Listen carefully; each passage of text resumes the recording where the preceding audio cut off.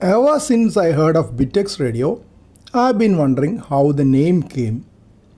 BITX is bidirectional transceiver, called so because it utilizes a unique radio frequency design where many of the same active components like transistors and amplifiers are used for both receiving and transmitting.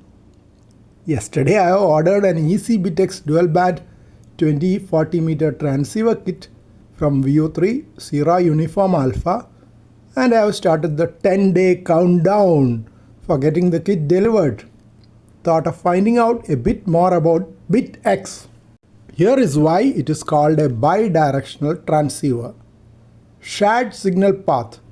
Unlike traditional transceivers that have completely separate chains for audio data input transmitter and output receiver, the BITX design created by VU2 ESE in 2003 reuses amplifiers and filters for both directions.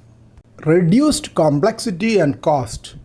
By forcing signal paths to travel back and forth through the same circuitry, it reduces the number of components, making the radio simple to build, inexpensive and efficient, often using dead bug construction techniques.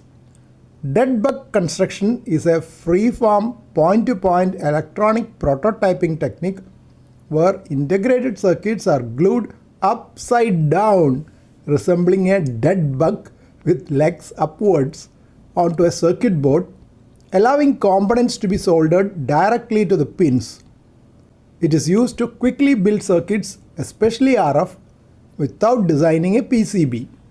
Single conversion architecture. It often uses a single conversion super heterodyne design where the signal passes through the same bidirectional amplifier stages. Simple components. It was designed to use readily available everyday electronic components to allow radio amateurs to build it easily. Let me see whether it will be really easy to build it when I get the kit from VU3 Sierra Uniform Alpha.